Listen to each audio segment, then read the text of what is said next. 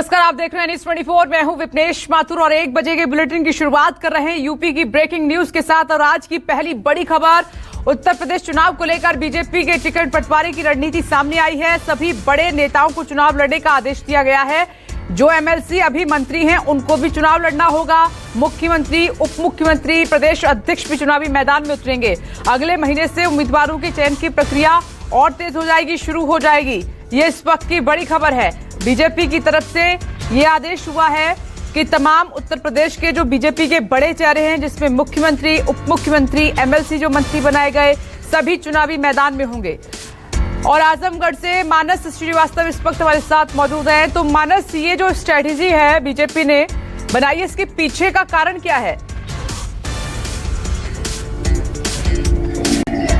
देखिए, पिछले कुछ दिनों से, अगर कुछ वर्षों से आप देखेंगे तो बीजेपी की रणनीति का एक बड़ा हिस्सा रहा है। वो अपने तमाम बड़े कद्दावर चेहरे को भी मैदान में उतारती है। उससे उसको दो तरीके के लाभ मिलते हैं। एक तो जब मंत्री या बड़े पद पे होता है तो निश्चित तौर पर उसका अपना एक व्यक्तित्व का प्रभाव होता है। इसके अलावा मंत्रियों के कामकाज का आकलन भी हो जाता है कि वो जनता के बीच कितना जुड़े हुए हैं। और खास तौर से दोबारा टिकट चाहने वाले या दोबारा मंत्री पद चाहने वाले ज्यादा जी जान से मेहनत करते हैं। तो एक तरीके से ये बीजेपी की रणनीति का हिस्सा रहा है। जो नई बीजेपी का जो रणनीतिकार है वो इस प्रयोग को आजमाते रहे। और पहले भी हमने देखा चुनाव में कि तमाम बड़े चेहरों को उन्होंने मैदान में उतारा। ऐसे भी चेहरे उतारे जो सांसद थे, लेकिन उसके बावजूद उनको विधायक का चुनाव लड़वाया गया और जीतने के बाद फिर उसके बाद बाई इलेक्शन में दूसरे चेहरों को आगे किया गया। या कुछ मामलों में ऐसा भी हुआ कि उनको उत्तर प्रदेश भी एडजस्ट किया गया। तो ये कोई नया प्रयोग नहीं हो रहा। लेकिन इस बार खासियत ये है कि इस बार ऐसे चेहरों की संख्या बहुत ज्यादा होगी। न केवल सरकार में शामिल जो मंत्री हैं वो, बल्कि जो संगठन के जो बड़े कद्दावर नेता हैं उनको भी मैदान में उतारा जा रहा है। हालांकि कुछ लोग इससे नावाकिफ इत्तेफाक नहीं रखते, क्योंकि उनको ऐसा लगता है कि अगर संगठन के बड़े चेहरे अगर मैदान में उतर जाएंगे तो उनका एक क्षेत्र सीमित हो जाएगा, ऐसे में कुछ नुकसान हो सकता है। लेकिन भारतीय जनता पार्टी का ये कदम बहुत सोच समझ कर उठाया गया है। मैं लौट रही हूं मानस, आपके पास से एक और बड़ी खबर का रुख कर लेते हैं। यूपी चुनाव से पहले समाजवादी पार्टी को बड़ा झटका लगा है।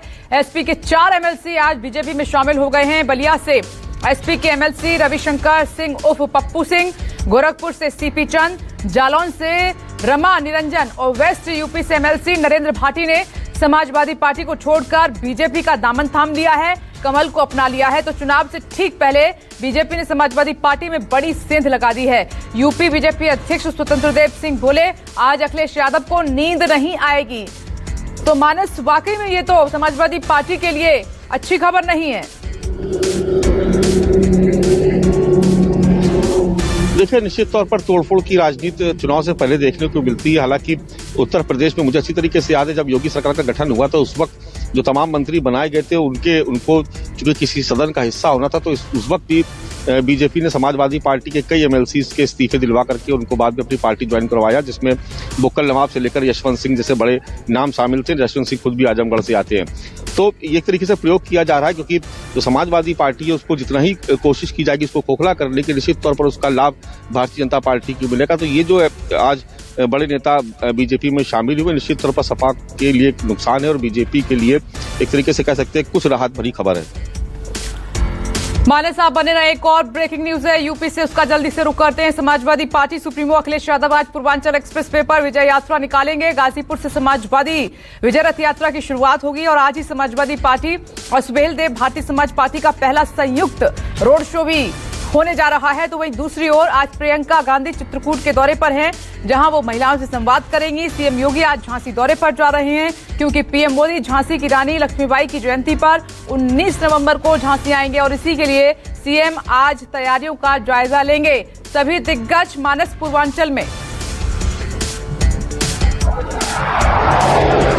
देखिए, बिल्कुल निश्चित तौर पर मैं जैसा पहले भी कहता हूं कि पूर्वांचल के रास्ते से ही लखनऊ की सत्ता पर काबिज हुआ जा सकता है। मैं खुद पूर्वांचल एक्सप्रेसवे पे मौजूद हूं और ये पीछे आप हमारे देख रहे हैं कि बड़ी तैयारी आपको नजर आ रही होगी। समाजवादी पार्टी का जो विजय रथ यात्रा है वो यहाँ से गुजरनी है। कुछ ही पलों में गाजीपुर पहुंचने वाले हैं अखिलेश यादव। उसके बाद यहाँ से वो अपना रथ लेकर के और सीधे लखनऊ तक, यानी सुल्तानपुर से होते हुए लखनऊ तक जाएंगे। करीब करीब 9 जिलों का ये सफर होगा और छोटी मोटी तमाम जनसभाएं, कई जगह स्वागत के कार्यक्रम रखे गए हैं। पूर्वांचल की लड़ाई निश्चित तौर पर बड़ी कांटे की लड़ाई है और आने वाले वक्त में इसमें और भी धार देखने को मिलेगी। मानस, आपका बहुत बहुत शुक्रिया इन तीनों खबरों पर जानकारी देने के लिए नमस्कार, मैं हूं मानक गुप्ता।